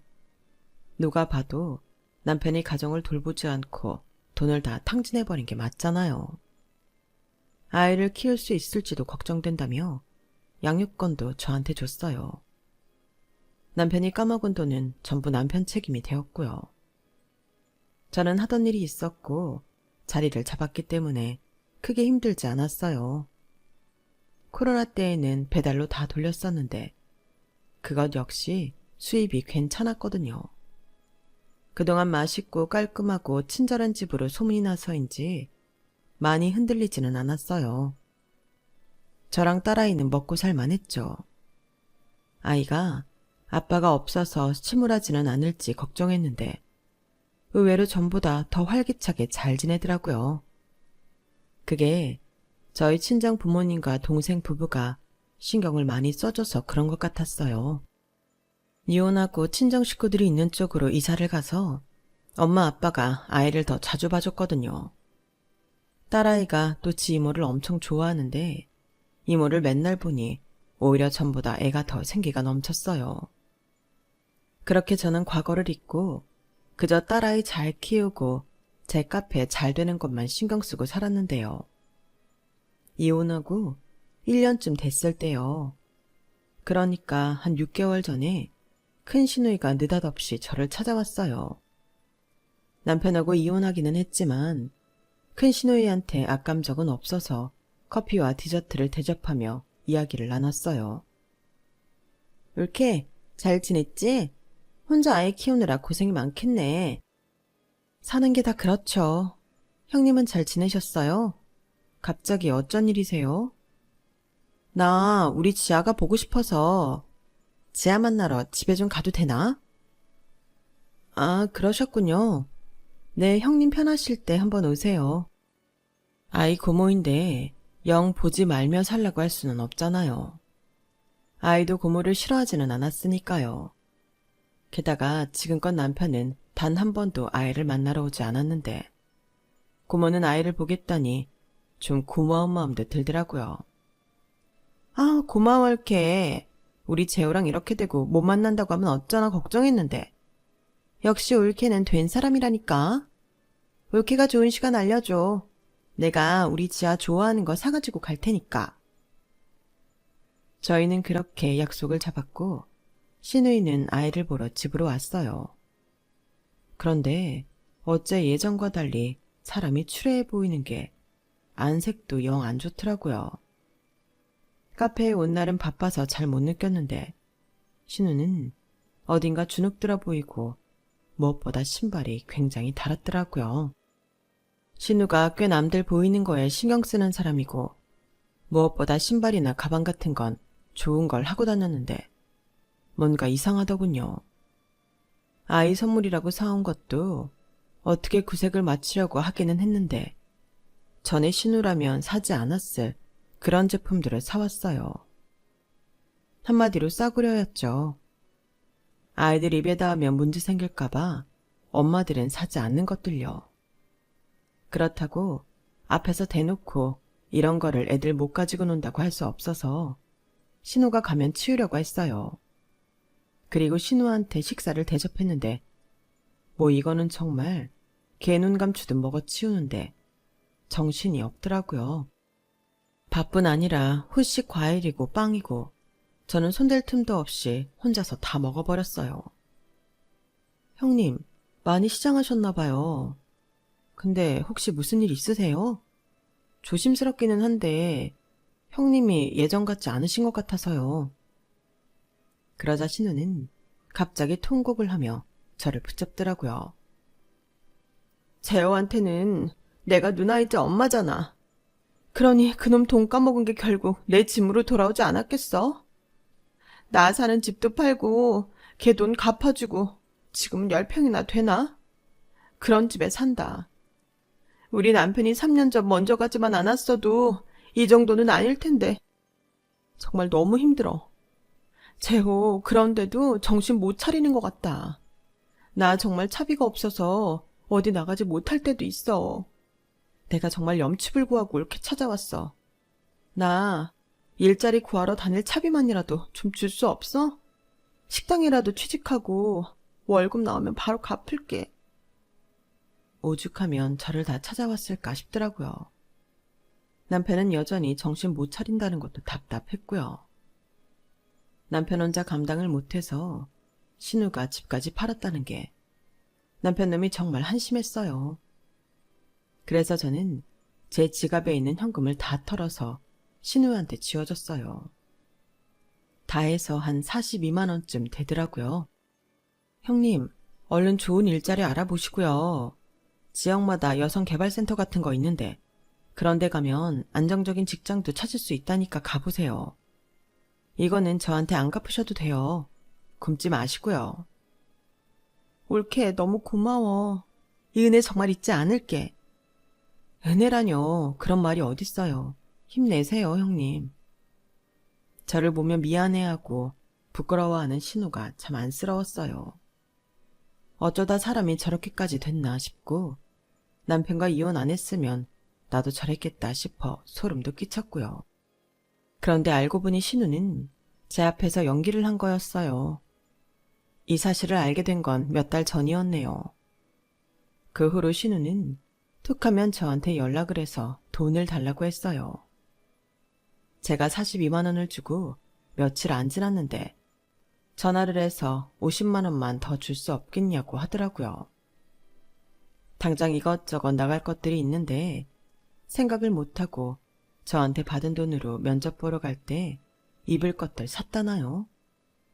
저는 알겠다며 신우가 알려준 계좌로 돈을 보냈어요. 그런데 또 며칠 안 지나서는 이번에는 120만 원을 보내달라고 하더라고요. 형님, 제가 엊그제 50만 원 보내드렸는데 왜 또 돈이 필요하신데요? 120만 원은 제가 그냥 보내드리기가 좀 그러네요. 이유라도 알아야 할 것 같아요. 내가 몇 달을 재우 걔 때문에 돈 없이 살았더니 들어갈 데가 많네. 형님 직장은요? 어디라도 연락 온 데 없어요? 직장 구하러 면접 보러 가면 거기서도 교통비는 줄 텐데요. 돈이 어디 들어가는지 알 수 있을까요? 직장이라고 해봐야 월급 쥐꼬리만큼 주는 데라 못 가겠더라. 교통비라고 꼴랑 2만 원 그렇게 주는데 그 돈을 누구 코에 붙여. 올케, 너무 섭섭하다. 돈이 어디 들어가느냐고 하다니. 솔직히 올케도 책임 있지. 올케랑 재호 이혼하고 이렇게 된 거잖아. 그 말은 동의할 수 없네요. 그 인간 때문에 저나 우리 지아까지 큰일 날 뻔했다고요. 저 120만 원은 못 드리니 앞으로 이런 일로 전화 안 하시면 좋겠어요. 하, 이렇게 나오시겠다? 올케 돈 가지고 사람 되게 기분 나쁘게 한다? 저는 더 이상 대화가 되지 않을 것 같아 전화를 그냥 끊어버렸어요. 남편과 이혼했고 이제 저와는 아무 상관도 없는 사람인데 저한테 자꾸 돈을 요구하는 건 아니잖아요. 그걸 너무 당연하게 생각하는 신우 태도가 처음과 달라서 그것도 황당했어요. 그러자 신우는 느닷없이 저희 카페에 들이닥쳤어요. 그리고 카운터 바로 앞자리에 앉더니 손님들하고 직원들 있는 데에서 무슨 빚쟁이처럼 굴더군요. 올케 돈 줄 때까지 나 안 나갈 거니까 그렇게 알아. 자리 하나 계속 까먹는 거야. 알았어? 어떻게 사람을 그렇게 무참하게 만들 수가 있어? 돈 좀 있다고 이제 돈 없는 예전 신우는 사람으로도 안 보인다 이거야? 나 너무 기분 나빠서 안 되겠어. 120 말고 300은 줘야겠어. 300만 원 당장 찾아다 나한테 줘. 아니면 나 한 발짝도 안 움직일 거야. 와, 날강도가 따로 없네. 지금 보니 둘이 남매 맞네요. 하긴 콩가루 집안이 다 콩가루지 누구 하나 멀쩡하겠어요? 저 이제 형님이라고 안 불러요. 아줌마, 계속 이런 식으로 나오면 경찰 부를 거예요. 우리 지하 고모라서 그나마 예의 지켰던 건데 이제부터 얄짤 없어요. 뭐? 아줌마? 하, 이런 싸가지 없는 걸 봤나? 지아, 내가 데려가야겠어. 나 지아 이뻐해. 그리고 지아 우리 핏줄이야. 우리 김씨 집안이라고. 네가 혼자 애 데리고서 아주 유세 떠는데 더는 그 꼴 못 보겠다. 우리 지아 데려갈 테니까 그렇게 알아. 아줌마가 무슨 권리로 남의 딸을 데려가요? 내가 그냥 신우가 아니야. 나는 재호한테도 엄마나 다름없었어. 그러니 지아한테는 할머니라고 해도 될 사람이야. 어디 감히 나를 무시해? 그래? 그럼 나 지금 너 영업방해로 신고할 테니까 그렇게 알아. 감히 내 딸을 건드려? 너 죽고 나 죽는 거야. 제가 바로 휴대폰으로 112 전화를 걸자 신우는 예상을 못했는지 두고 보자며 바로 카페를 나가더군요. 하지만 그걸로 끝이 아니었어요. 신우는 가게 오픈 시간에 또 찾아왔어요. 당장 나가세요. 저 바로 경찰 신고합니다. 네가 돈만 줬으면 이런 일 없잖아. 나는 그래도 하나뿐인 올케라 믿거니 하고 그런 건데 어쩜 그렇게 사람이 매정해? 나도 이게 마지막이야. 크게 2장 준비해주면 나 더 이상 찾지 않을게. 정말 2번도 오지 않을 거야. 그러니까 2천만 원만 해줘.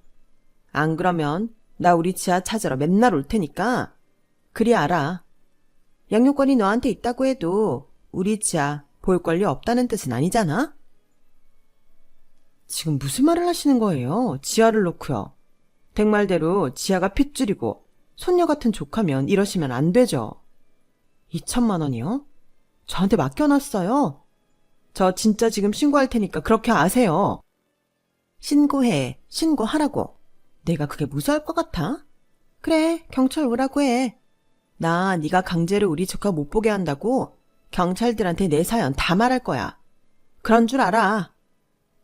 신우는 아예 신발도 벗고 옷도 벗더니 자기 집 소파에 앉은 것 마냥 자리를 차지하고 꼼짝도 안 했어요. 2천만 원, 그거 주기 전까지 나 꼼짝 안 할 거야. 어디 오늘 장사 잘해봐. 니네 직원들도 짜증나서 여기 일하겠냐? 그래요. 어디 한번 해보세요. 저 신고한다고요. 저는 마대자루를 들고 나와 신우를 쿡쿡 찔러서 자리에서 몰아냈어요. 그리고 직원 한 명한테 얼른 경찰에 신고하라고 큰 소리를 쳤어요. 그러자 신우는 더 견디지 못하고 자기 짐을 들고 나가버렸어요. 저는 신우가 점점 의심스러워졌어요. 아무리 돈이 궁하기로 2주일 새에 점점 큰 돈을 요구한다는 게 말이 안 되는 것 같더라고요. 그래서 전에 신우가 살던 동네에 자주 가던 마트에 전화를 해봤어요. 동네 마트였는데 거기 주인하고 좀 알고 지냈거든요. 그랬더니 정말 뜻밖의 말을 하더라고요. 아우, 말도 마지야, 엄마. 그 여자한테 돈 절대 주지 마. 그 여자 무슨 부동산 투기에 미쳐서 사람들 모으고 난리도 아니야. 돈 물린 사람들이 한둘이 아니라고. 그 여자 여기서 이사 간 것도 한밤중에 사람들 몰려가서 그런 거 아니야. 아니, 그 집 남매는 왜 그 모양이래? 지아 아빠는 비트코인에 미쳐서 지금 거의 폐인 수준이라는데 누나까지 저 지경이야. 무슨 부동산 투기를 하는 건지 몰라도 문제가 있다 싶더라고요. 이 인간이 사기를 치고 누구한테 갚을 돈이 있나 보다 했어요. 그러니 이판사판으로 우리 딸 가지고 협박을 하며 돈을 내놓으라는 거겠죠. 너무 화가 났어요. 지가 일 벌려놓고 저랑 딸애한테 무슨 짓을 하는 건지 황당을 넘어 분노가 끓어올랐어요. 그래서 저는 이대로 안 될 것 같아 마트 주인한테 물어봤어요. 혹시 그 여자 어디 가면 찾을 수 있는지 알아요? 나도 정확히 모르는데 저번에 사람들 말로는 지방 어디다 또 사무실 차려놓고 사람들 끌어모으고 있더래. 지금도 거기 있는 것 같아. 알았어요. 고마워요. 내가 밥 한 번 살게요. 에이, 그런 말 말고 그냥 오기나 해. 일 잘 해결하고 그러면 회포나 풀자. 저는 마트 주인이 알려준 장소를 찾아가 봤어요. 그랬더니 정말 허허벌판 한쪽에 컨테이너 하나 놓고는 신우이가 들락날락 하더라고요. 제가 거기 가기 전 알아본 바로는 그곳이 개발 예정도 전혀 없고 오히려 문화재 같은 게 있을 가능성이 있어서 보호 대상인지 그렇다고 하더라고요. 저는 좀 더 지켜봤어요. 거기에 다른 사람들이 오는 걸 봐야 확실히 사기를 치는 건지 알 수 있으니까요. 그렇게 1시간 정도 지켜봤더니 웬 사람들이 승합차를 타고 우르르 와서는 그 컨테이너로 들어가더라고요. 안에서는 신우이 목소리가 들렸어요. 오시느라 수고 많으셨어요. 여기가 이제 노다지가 될 여러분 인생을 바꿔줄 땅입니다. 요즘 부동산 안 된다고요? 다 헛소리입니다. 결국은 부동산입니다. 여기가 3년 안에 고급 아파트 단지가 돼요. 저는 그 말을 들은 즉시 바로 경찰에 신고를 했어요. 여기 부동산 투기 유도하는 사람이 있는데 아무래도 사기를 치는 것 같다고요. 신우한테 돈 물린 사람들은 자기들도 떳떳하지 못한 데가 있어서 신고를 못하는 게 있나 보더라고요. 그리고 경찰에 가도 자기들 돈을 못 받을 수 있으니 어떻게든 돈을 받고 발을 빼자는 심산이었고요. 얼마 안 가 경찰이 왔고 컨테이너 안에서는 한바탕 난리가 났어요. 사람들이 줄줄이 나오고 누구는 막 뛰어서 도망가고 누구는 울고불고 그러더라고요. 그런데 대체 무슨 수를 썼는지 신우이가 안 보였어요. 보니까 경찰이 들어가자마자 입간판 세운 뒤로 터놓은 문으로 나가 도망을 쳤더라고요. 정말 그런 머리는 어떻게 그리 잘 돌아가는지, 그런 정신으로 왜 제대로 된 일을 못하나 싶었어요. 그리고 이틀 후 신우는 다시 저한테 연락을 했어요. 제가 전화를 다 씹었더니 이번에는 문자 폭탄을 보내더군요. 당장 돈을 해내라고요. 그러고는 정말 넘어서는 안 될 선을 넘은 게 학원차를 타는 우리 딸 사진을 찍어 보낸 거였어요. 내가 우리 지아 지키고 서 있다가 데려갈 거니까 그리 알아. 아니 뭐 이런 사람이 다 있죠. 그 다음 문자는 더 가관이었어요. 나한테 소녀나 다름없는 조카를 네가 빼앗아 가서 보여주지도 않는다고 하면 판사도 나를 불쌍하다고 할 거야. 나한테도 지아 키울 권리가 있어. 우리가 친핏줄 아니냐. 그러니까 옳게 지아 계속 보고 싶으면 2천만 원 보내. 이 문자도 읽고. 알았어? 저는 이미 마음의 준비를 하고 있었던 터라 신우한테 전화를 했어요. 겁이 나긴 나나 보네. 그래도 딸내미 생각을 끔찍히 하는구나, 옳게가. 어떻게 돈을 드릴까요? 제가 지금 현금이 부족해서 계좌로 보내기는 어려워요. 친구 한 명 보내서 돈을 드려도 될까요? 그리고 이제 우리 지혜한테 이러지 말고 저희 앞에 안 나타난다고 약속해요. 그러면 바로 제 친구 보낼게요. 친구가 저한테 줄 돈이 있어요. 그 돈 주라고 하는 거예요. 진작에 이렇게 나왔으면 서로 얼굴 붉힐 일 없고 좋았잖아. 나도 네가 2천만 원 해주면 다시는 안 나타날 거야. 알았어요. 약속하는 거예요. 다시는 오지 마세요. 알았어. 그리고 고마워, 옳게.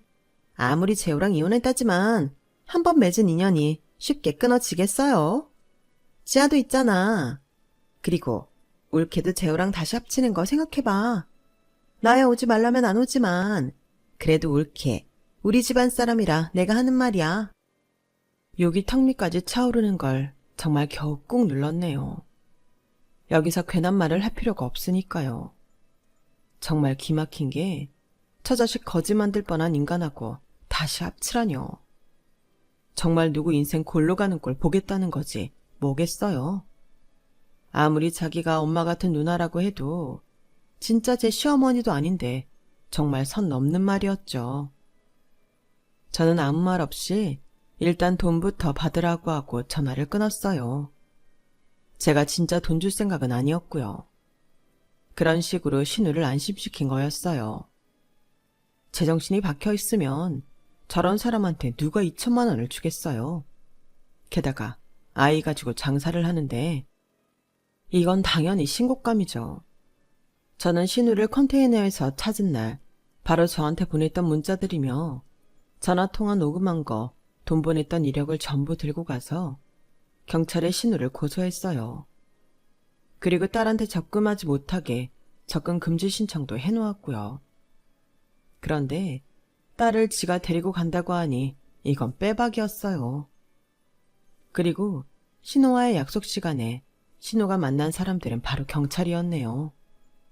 신우는 저한테 전화로 악을 쓰며 난리가 났어요. 이게 뭐야, 그렇게? 내 뒤통수 친 거야? 내가 뭘 잘못했다고 경찰들을 불러? 진짜 이렇게 나올 거야?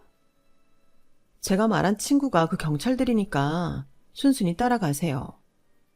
이봐요, 아줌마. 사람 그렇게 협박하고 뒤에서 사기치고 다니면서 이런 날 올 줄 몰랐어요? 나 이미 아줌마 경찰에 고소장 접수해놨어. 그런데 우리 지아를 가지고 또 날 협박해? 그래서 경찰이 아줌마 잡으러 간 거니까 그런 줄 알아. 이런 못돼 처먹은 걸 봤나? 네 심보가 그러니까 재호도 안 풀린 거야. 알아? 그 말도 안 되는 생각 좀 집어치우고 정신 차리라고요, 아줌마. 이런다고 정신 차릴 사람 같진 않지만요. 저는 신우한테 전화를 받고 바로 경찰에 전화를 한 거였고, 경찰은 신우를 잡으러 약속 장소에 갔던 거였어요. 신우는 그렇게 경찰들한테 붙잡혀 갔어요. 경찰서에 가서 변명을 한다고 난리였지만 신우가 잡혔다는 걸 어떻게들 들었는지 돈을 뜯긴 사람들이 몰려와서 경찰서가 아주 난장판이 되었었네요. 신우는 거기서도 어떻게 나왔는지 다음날 집 앞까지 찾아왔어요. 그것도 아주 아침 일찍요. 몰래 도망쳐 나온 것 같은 게 신발도 안 신고 있더라고요. 저는 정말 너무 깜짝 놀랐어요. 신우는 다짜고짜 제 머리채를 붙잡고 소리를 질렀어요. 너 진짜 나한테 죽어봐. 어떻게 사람을 경찰에 신고를 해? 그것도 네 손이 신우를? 왜 못해? 댁이 이제 나랑 무슨 상관이라고. 자꾸 나한테 돈을 달라고 하고 지아를 데려간다고 하는 건데 그런 몰상식한 인간은 경찰로 치려하는 거야. 알아? 저도 바로 신우 머리채를 붙잡았고 신우는 저랑 힘겨루기를 하다가 제 풀에 지쳐서 뒤로 벌러덩 자빠졌어요. 아니, 사람이 어떻게 이렇게 뻔뻔할 수 있지? 몇 번 도와줬으면 그걸 고마워해야지. 사람들한테 사기나 치고. 부동산 투기? 어떻게 그럴 수 있어? 어디 가서 우리 지아 고모라고 하지도 마. 정말 창피하고 부끄러워. 당신 지아 인생에 얼씬도 못하게 할 거야. 아니, 우리가 남이야? 이럴 때 서로 도와야지. 어떻게 이렇게 사람을 비참하게 만들어? 나 당신하고 남이야. 너네 남매 집안 다 들어먹고서 남까지 망치려고 작정한 거 아니면 이게 뭐야? 댁이 부동산 투기한다고 돈 다 날리고 이제 사기까지 치는 거 모를 줄 알아? 그걸 네가 어떻게 알았어? 감춘다고 감춰줘. 댁이 살던 동네에 소문 다 났던데. 정신 차려, 이 한심한 여자야. 저는 마지막으로 신우의 뺨을 한 대 갈겨버렸어요. 신우는 저한테 맞은 뺨을 붙잡고서 넋이 나간 표정이었고 저는 바로 경찰에 신고를 해서 경찰들이 신우를 다시 데려갔어요. 신우는 경찰차에 타면서 억울하다는 둥, 분하다는 둥 난리를 쳤어요. 나도 먹고 사느라 그런 건데 어떻게 이럴 수 있어? 돈 좀 가졌다고 사람을 이런 식으로 무시해? 나 잘못한 거 없어. 그리고 조카는 나도 볼 권리가 있는데 네가 그걸 함부로 못 보게 하는 것도 잘못된 거지. 자기가 돈이 필요해서 달라고 했고 다 갚을 건데 어떻게 자기한테 이러냐고 계속 난리길래 제가 말했어요. 아줌마, 뭐 착각하나 본데 지하 양육권, 친권 다 나한테 있어. 그건 댁 동생이 말 안 했나 보네. 꼴에 그게 마지막 자존심이었나 봐. 지하 키울 권리는 나한테 있는 거니까 다시는 지하로 어떻게 해볼 생각하지 마. 어차피 당신 지하 제대로 키우지도 못하잖아. 그리고 나 댁의 동생하고 다시 잘해볼 생각 추호도 없고 남남된 지 1년도 넘었어. 그러니까 한 번만 더 댁 동생 들먹이며 나 찾아올 생각 하지 말라고. 아, 분해, 억울해. 내 돈 2천만 원. 신우는 끝까지 정신 못 차리고 차에 타서도 소리를 지르더라고요. 신우는 이미 현장에서 도주를 하고 경찰서에서도 도망을 나와 유치장에 갇혀있게 됐어요. 다행히도 지아는 전날부터 부모님하고 여행 중이라 이런 꼴들을 안 받고 애가 충격받지 않았어요. 그렇게 저는 신우를 무사히 정리하게 됐네요. 결국 신우는 다른 사람들한테도 고소를 당해서 처벌을 받게 되었어요. 교도소에 가는 건 기정사실이라고 하더군요. 그런 일이 있고 나서야 남편은 저한테 자기가 잘못했다고 미안했다며 누나가 그러는 줄 몰랐다고 사과를 하더라고요. 그러면서 은근히 자기를 다시 받아줄 수 없냐는 식으로 말하길래 제가 매몰차게 끊어버렸어요. 그 집안하고 엮이면 저나 딸한테 좋을 게 하나 없으니까요. 그 후 남편도 다시는 저를 찾아오지 않고 전화나 문자도 하지 않네요. 저는 지금 딸하고 함께 잘 살고 있어요. 부모님과 동생 부부와 잘 지내면서요. 딸아이는 언젠가부터 자기가 엄마 고생한 거 전부 갚아주겠다며 어른스러운 말을 하네요. 저번 어버이날에는 사랑한다며 꽃을 만들어서 달아주는데 정말 눈물이 절로 났어요. 그리고 저한테 또 좋은 일이 있었는데요. 저희 브런치 가게가 장사가 잘 돼서 옆 가게까지 인수에 벽을 트고 확장을 했어요. 저희 디저트는 따로 브랜드를 만들어서 작은 분점까지 냈고요. 그렇게 바쁘게 살다 보니 딸아이를 부모님이 봐주시는 날이 더 많아졌어요. 저야말로 엄마 아빠한테 효도해야겠다는 생각에 이번에 부모님 해외 다녀오시라고 비행기도 비즈니스 클래스로 예약하고 호텔도 제일 좋은 데로 예약해서 보내드렸네요. 물론 거기서 쓸 용돈까지 넉넉하게 드렸죠. 동생 부부한테도 호캉스 예약해줬고요. 주말에 1박 2일로 잘 다녀왔다며 고마워하더라고요. 저는 잘 살려고 해도 나쁜 일을 겪을 때가 있는 것 같아요. 그런 저를 지켜준 건 가족이었고요. 그래서 정말 제 가족한테 잘하면서 딸 열심히 잘 키울 생각이에요. 그게 저를 지금까지 지켜준 제 사람들한테 가장 좋은 선물일 것 같더라고요. 그리고 제가 더 잘해야죠. 제 이야기는 여기까지예요. 들어주신 분들 모두 건강하시고 늘 행복하시길 바랄게요. 여러분, 사연 댓글에 응원과 현명한 조언 부탁드려요. 좋아요와 구독은 저에게 큰 힘이 됩니다. 오늘도 좋은 일 가득하세요.